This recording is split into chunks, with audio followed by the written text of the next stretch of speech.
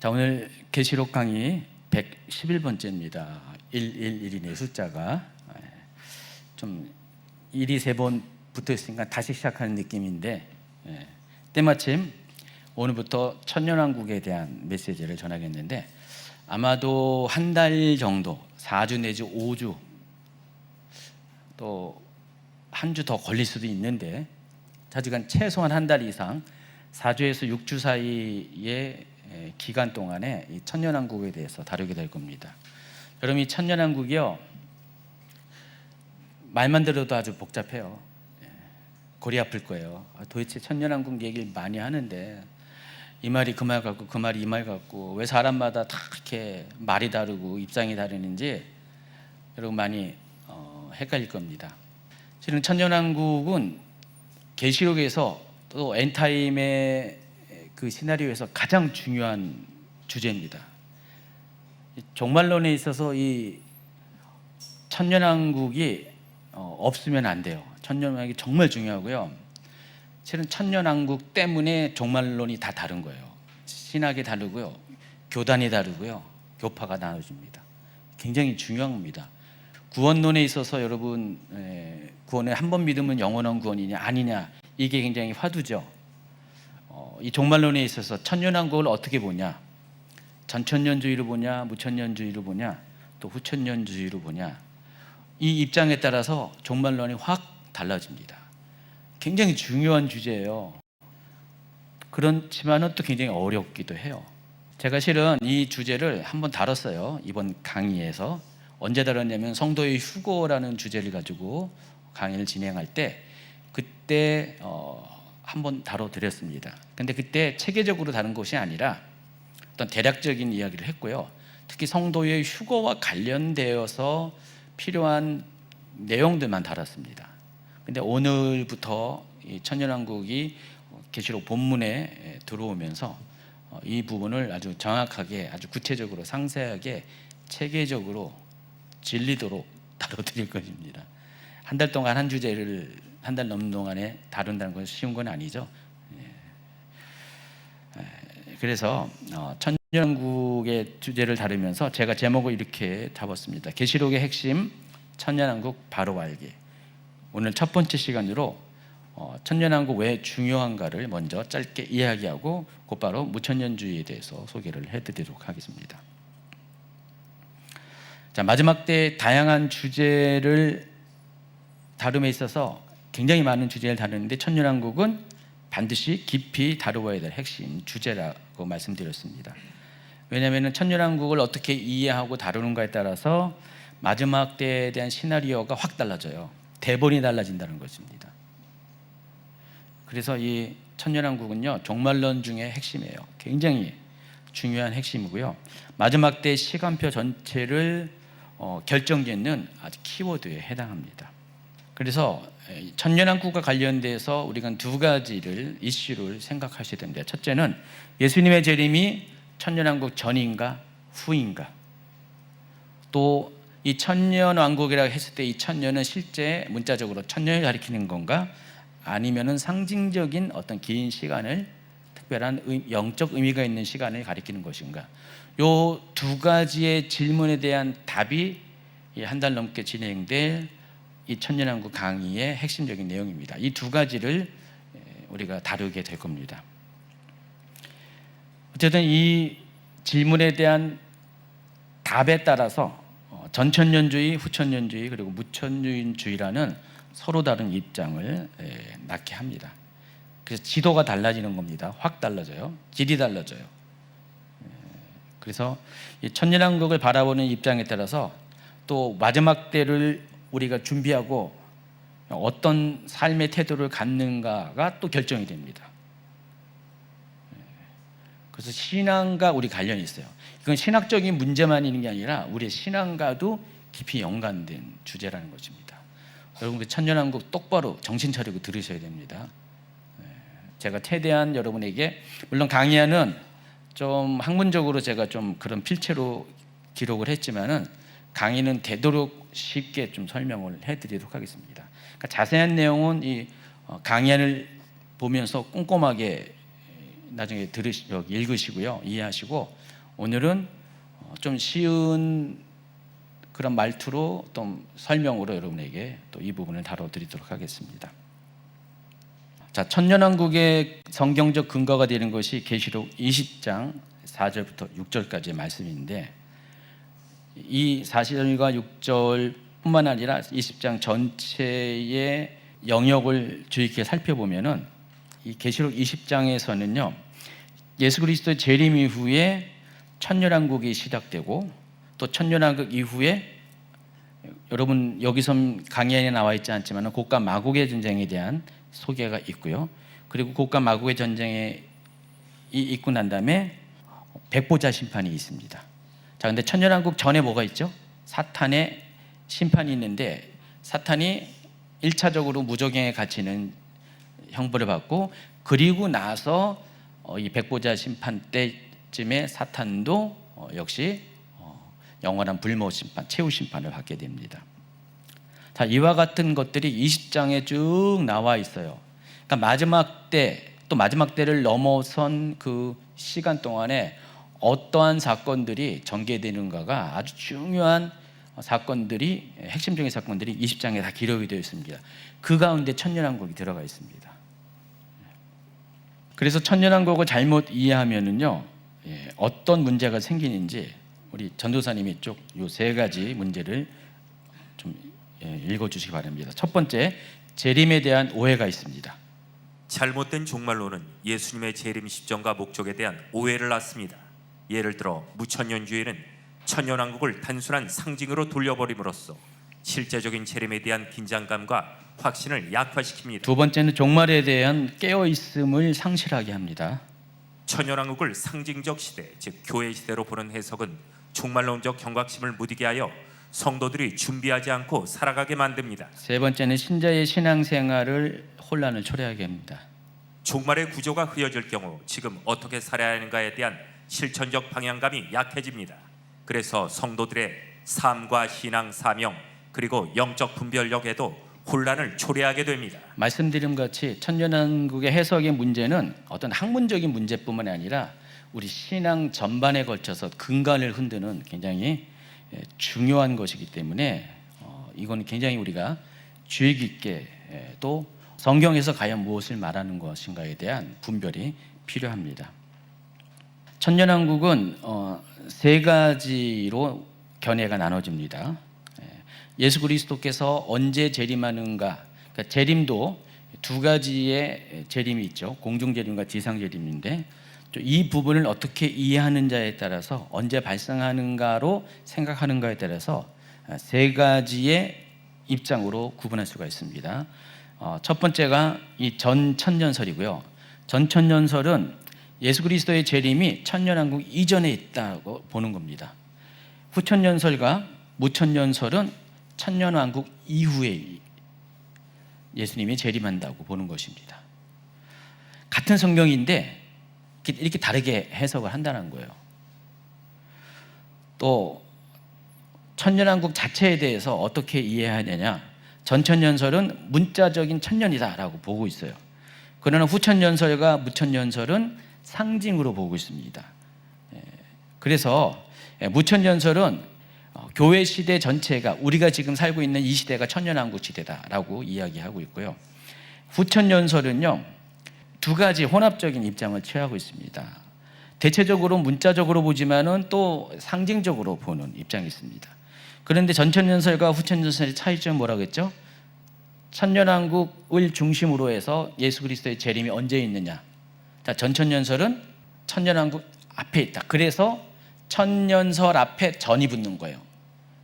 앞전자를 쓴 겁니다. 천년 앞에 예수 그리스도의 재림이 있다. 이 전과 후는 예수 그리스도의 재림과 관련된 거예요. 그리고 후천년설은 예수 그리스도의 재림은 천년왕국 뒤에 있다. 그래서 예수 그리스도의 재림은 후천년이다라는 의미에서 후천년설이라고 부릅니다. 자, 무천년설은 앞뒤의 개념이 아니라 없을 물자를 쓰죠. 그럼 천년이 없다라는 뜻으로 이해하는데 그건 아닙니다. 천년왕국이란 존재 자체는 인정하는데 그 천년이란 기간을 문자로 보지 않고 상징적인 의미로 해석을 한다는 것입니다. 그러니까 문자적으로 천년이 없다라는 뜻입니다. 단어 이해가 좀 필요하죠. 이 정도만 이해하면 이 세 가지 천년왕국설은 여러분 이렇게 크게 혼란스럽지 않습니다. 방금 다 설명했어요. 전천년설은요. 그래서 계시록을요 철저하게 문자로 해석합니다. 기록된 대로 이걸 해석해요. 그런데 무천년설은 철저하게 상징으로 해석합니다. 우리가 보통 설교 가운데 설교자들이 무슨 성경을 딱 이야기하면서 그런데 여러분 이것을 영적으로 해석하면요 이런 표현을 많이 하잖아요. 계시록을 다 그렇게 해석한다는 거예요. 처음부터 끝까지 다 계시록을 영적으로 해석한다는 거예요. 문자적인 의미를 부여하지 않고 다 100% 영적으로 해석을 한다는 것입니다. 자, 이걸 가리켜서 알레고리식 성경 해석 방법이라고 합니다. 근데 계시록을 그렇게 해석을 한다는 것입니다. 자, 후천연설은 어떻게 해석할까요? 두 가지가 다 혼합되어 있어요. 그래서 전천연설과 무천연설 중간에 후천연설이 끼어 있는 거죠. 또 이스라엘과 관련돼서 전천연설은요 대체신학을 거부합니다. 여러분 대체신학 좀 이따 자세히 설명하겠지만은 대체신학은 교회가 이스라엘을 대체했다. 더 이상 하나님의 시간표에서 이스라엘은 의미가 없다라고 보는 입장입니다. 그래서 교회가 이스라엘을 대체했다. 대체신학입니다. 근데 무천년주의는요 철저하게 대체신학으로 이스라엘의 존재를 이해합니다. 그래서 무천년자 입장에서는 이스라엘은 의미가 없는 거예요. 이미 하나님의 쓰임새에서 다 끝나버린 무대 뒤편에 사라진 존재라는 것입니다. 그런데 전천년설에서는 이것을 거부하고요. 이스라엘이 언젠가 다시 회복할 것이다. 그때가 언제예요? 마지막 때 회복할 것이고 이스라엘이 남겨진 사명이 있다라고 보는 것입니다. 자, 후천연설은 이것도 중간이에요. 근데 중간이라기보다도 더 무천연설 쪽으로 가 있습니다. 그래서 후천연설도 대체 신학을 수용하는 그런 입장이 있습니다. 자, 그래서 6번 슬라이드 보시면은요, 이 표를 보시면은 자, 이거 시간 개념입니다. 자, 보세요. 구약 시대, 신약 시대, 천년왕국 시대, 영원한 왕국, 새하늘과 새 땅이라고 표현했던 요게 이 성경 전반에 걸쳐 있는 문자적인 의미에서의 하나님의 역사의 흐름입니다. 그러니까 성경에 이렇게 기록이 되어 있어요. 자, 그런데 구약 시대와 신약 시대 사이에 예수 그리스도의 초림이 있죠. 그리고 신약 시대와 천년왕국 사이에 예수 그리스도의 재림이 있죠. 그러니까 성경에서 우리가 문자적으로 볼 때 성경에서 이렇게 다 돼 있어요. 그리고 천년왕국 뒤에 백보자 심판이 있습니다. 자, 그런데 무천년주의는 아까 뭐라고 했어요? 천년왕국을 문자적인 천년이 아니라 상징으로 본다고 그랬죠. 그래서 천년왕국이 어디에 위치하냐면은 원래 이 성경의 그냥 문자 기록에 의하면은 신약 시대가 끝나고 영원한 왕국 새하늘과 새 땅이 도래하기 바로 중간에, 그러니까 마지막 때가 딱 마감되고 새하늘과 새 땅이 도래하는 바로 중간에 천년이라는 시간이 존재하는데 그 시간에 천년왕국이 도래한다고 우리는 알고 있는데 문자적으로 해석하면요. 근데 무천년주의는 그게 아니다. 이 천년은 상징적인 의미이기 때문에 문자적으로 그때가 아니라 바로 교회가 존재하는 시대, 곧 구약시대와 신약시대 사이에 그 시간이 천년왕국이다라고 보고 있습니다. 위치가 확 바뀌어버리죠. 두 번째 전천년주의는 성경 그대로 천년왕국 시대라고, 천년왕국 시대가 이 신약시대와 새하늘과 새 땅 사이에 있는데 벌써 확 다르잖아요. 그리고 후천년주의는요, 모든 것이 다 끝난 다음에 예수 그리스도께서 재림하신다는 거예요. 그리고 최종적인 심판이 있다는 거예요. 그러니까 천년왕국 지난 다음에. 그러다 보니까 이 천년왕국이 어떻게 돼요? 또 뒤로 밀려버립니다. 그래서 시간적으로 보면은 천년왕국의 그 위치가 무천년주의가 가장 앞서고 중간에 전천년주의 그리고 뒤에 후천년주의 이런 식으로 존재하게 됩니다. 표를 보면 이해하시겠죠? 이와 같이 천년왕국이 언제 도래하느냐가 이 세 가지의 입장에 따라서 다 시기적으로 다 다르다는 것을 아시기 바랍니다. 그래서 제가 조사를 해봤어요. 이 세 가지 학설을 지금 현재 오늘날의 이 교회들은 과연 어떤 것을 신뢰하는가, 교파와 교단에 따라서 입장 차이가 있는데 한국에는 이 데이터가 없더라고요. 아쉽게도요. 정확한 데이터가 없는데 미국에는 데이터가 있어요. 2011년에 미국에서 벌써 14년 전이죠. 2011년에 전미 복음주의 지도자 협회에서 이 천년왕국에 관한 입장을 조사를 했어요. 그랬더니 전천년주의를 믿는 사람이 65%, 무천년주의를 믿는 사람이 13%, 또 후천년주의는 4%밖에 안 됩니다. 그리고 뭐 기타 무응답이 17%. 자 보시면 요 리서치에 의하면은 65% 거의 3분의 2에 해당하는 정말 다수가 전천년주의를 믿고 있어요. 특히 전천년주의도 이제 소개하겠지만 세 개로 나누는데 그 중에서 세대주의적 전천년주의를 믿고 있습니다. 이 세대주의 전천년주의는요, 성도의 휴거가 언제 있냐 이거에 따라 또 다릅니다. 환난 전이냐, 환난 후냐, 환난 중간이냐. 세대주의적 전천년주의는 7년 환난 전에 성도가 휴거가 있다라고 보는 입장입니다. 그래서 환난 전 휴거설이라고도 부르지요.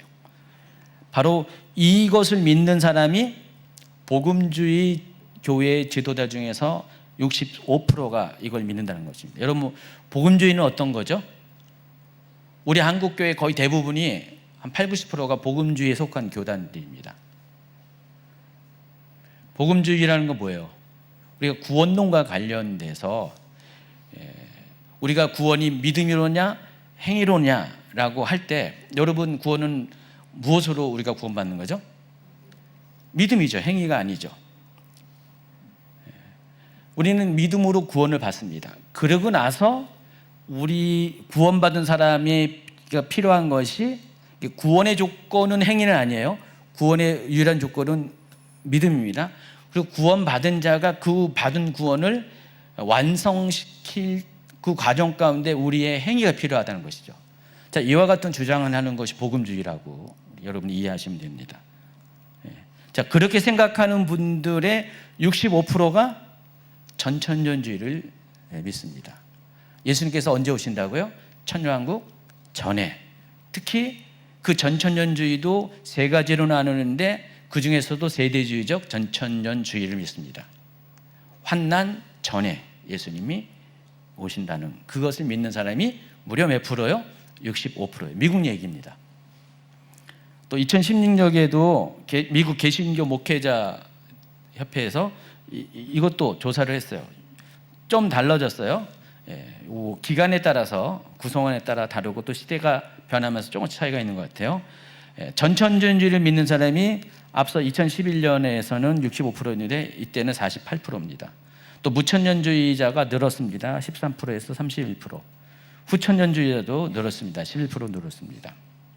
여기 비고란에 보면은 침례교회 75%, 오순절 신자들 84%가 전천년주의를 믿습니다.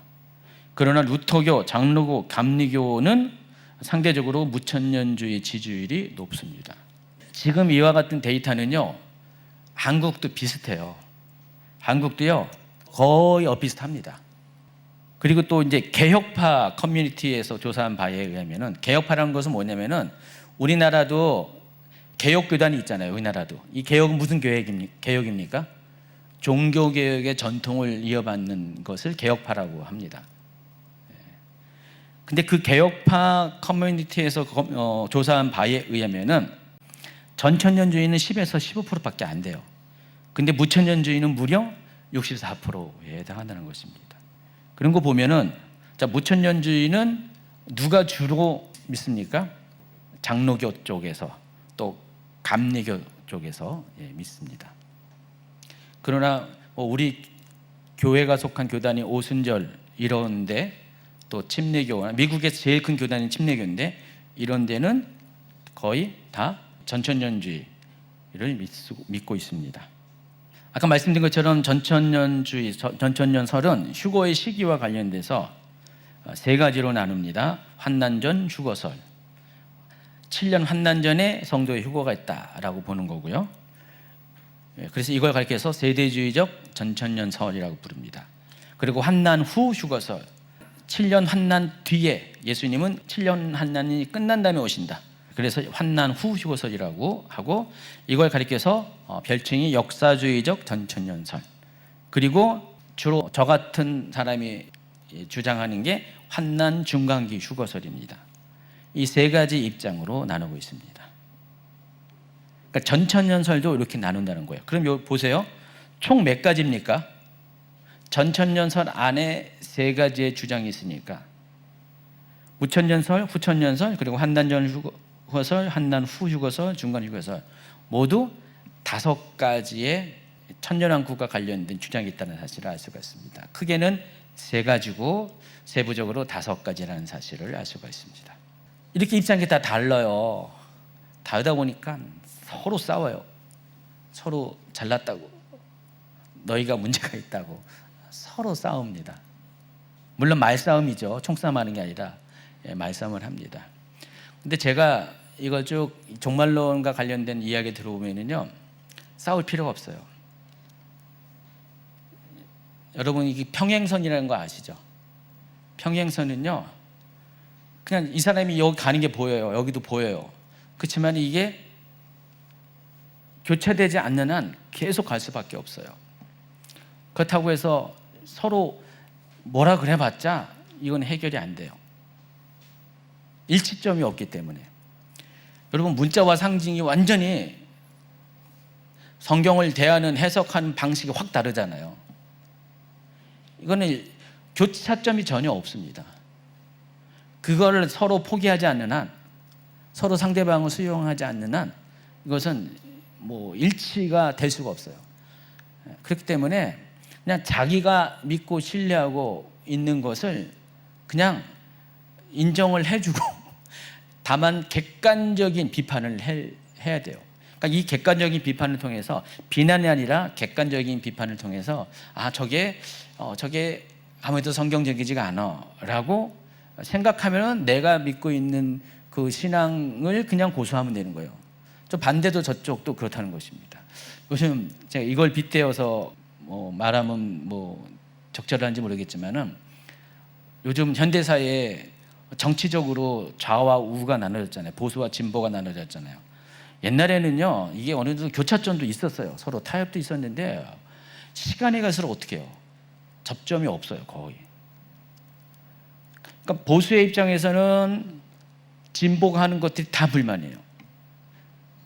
마찬가지입니다. 진보 측도 보수가 하는 게 다 불만이에요. 누가 선입니까? 자기들의 입장이 선이에요. 근데 저 반대쪽 입장에서 보면은 아주 웃기지도 않은 주장을 하죠. 근데 이쪽에서는 이게 선이에요. 그러다 보니까 여러분 보세요. 앞으로 가면 갈수록 더욱더 이 진보와 보수, 소위 말하는 좌파와 우파가 교차할 수 있는 시간은 안 올 것 같아요. 계속 이대로 가게 될 거예요. 근데 이게 실은 마지막 때 흐름과 맥을 같이 하고 있어요. 마지막 때가 자꾸만 이런 식으로 간다는 것입니다. 사람들이 정치적으로도 그렇고요, 특히 이 종말론도 계속 이런 식으로 합니다. 여러분, 전천년주의와 무천년주의는 합쳐질 수가 없어요. 문자와 상징으로 따로 보는데 이거는 교차점이 있을 수가 없다는 것입니다. 그러다 보니까 갈등이 있어요. 자, 지금 이 천년왕국 서론에 대해서 이야기하고 있습니다. 그래서 우리가 이 점에 있어서 어떻게 생각해야 되냐면, 우리의 어떤 이 생각을 정돈을 해야 되는데, 계시록 자체가 문자 혹은 상징 둘 중에 하나만 가지고 해석할 수 있는 책이 아니라는 사실을 아셔야 돼요. 계시록은요, 어떤 부분은 문자로 해석해야 되고요, 어떤 부분은 상징으로 해석해야 됩니다. 두 가지가 다 필요하다는 거예요. 그래서 제가 대략적으로 길을 제시했어요. 어떤 경우는 상징으로 해석한다 그랬죠? 삽입장일 경우. 또 어떤 부분은 문자적으로 해석해야 된다고 그랬죠? 시간 순서적인 시나리오인 경우. 100%는 아닙니다. 그러니까 대략적으로 그렇다는 거예요. 대략적으로 어떤 시간 흐름으로 발생된 사건은 문자로 해석을 해야지 그나마 잘못되지 않은 해석을 하게 되고요. 또 중간에 껴있는 이 삽입장들은 상징으로 많이 묘사가 되기 때문에 이 부분은 상징으로 해석을 해야 돼요. 그건 뭐예요? 계시록은 한쪽만 해석하도록 만들어진 책 자체가 아니기 때문에 두 가지가 다 혼합된 책이기 때문에 이 두 가지를 때에 따라서 상황에 따라서 위치에 따라서 다르게 해석해야 된다는 것입니다. 근데 그렇게 안 하고 나는 무조건 문자야, 나는 무조건 상징이야 라고 고집을 하다 보니까 이게 화해가 안 되는 것입니다. 그래서 두 가지 문자적 해석과 상징적 해석은 균형 있게 수용하고 그 적용에 있어서는 본문의 문맥과 전체 성경적 흐름을 반드시 살피면서 거기에 맞게끔 탄력적으로 해석을 해야 됩니다. 자, 결론을 맺습니다. 천년왕국은 왜 중요한가? 천년왕국은요, 성경이 제시하는 종말의 순서를 아주 명확하게 드러냅니다. 그래서 계시록 19장부터 22장까지는 마지막 때에 종말의 시나리오가 순차적으로 게시되고 있습니다. 그래서 19장 11절부터 21절까지는 아마겟돈 전쟁이 나오죠. 그거 지나고 나서 사탄이 결박을 당하고 20장 1절부터 3절 또 사탄이 결박 당할 때 4절부터 6절을 보면은 천년왕국이 도래하게 됩니다. 이때 첫째 부활자가 발생하고요. 그들이 그리스도와 함께 왕노릇하게 됩니다. 그리고 천년왕국이 끝난 다음에 20장 7절부터 10절까지는 사탄의 최후 반란이 일어나는데 이게 고가 마곡의 전쟁이에요. 그리고 이 고가 마곡의 전쟁이 있은 후에 11절부터 15절에는 백보자 심판이 등장합니다. 그리고 백보자 심판이 있은 후에 21장과 22장에는 새하늘과 새 땅, 새 예루살렘으로 묘사된 영원한 하나님의 나라, 영존하는 하나님 나라가 도래하게 됩니다. 이게 19장부터 22장까지 마지막 때에 일어나는 시간 순서로 일어나는 어떤 체계적인 시나리오입니다. 자, 이게 이렇게 명확하게 드러나 있다는 거예요. 그 중에 천년왕국이 여기 속해 있다는 것입니다. 그렇기 때문에 천년왕국을 이 흐름 가운데서 이해를 해야지 다르게 똑 떼어가지고 천년왕국만 딱 떼어가지고 다르게 해석하면 안 된다는 것입니다. 천년왕국은 하나님이 정해놓은 계획된 시간표 안에서 그 중에서 한 부분으로 위치하는 것이라는 것을 아시기 바랍니다.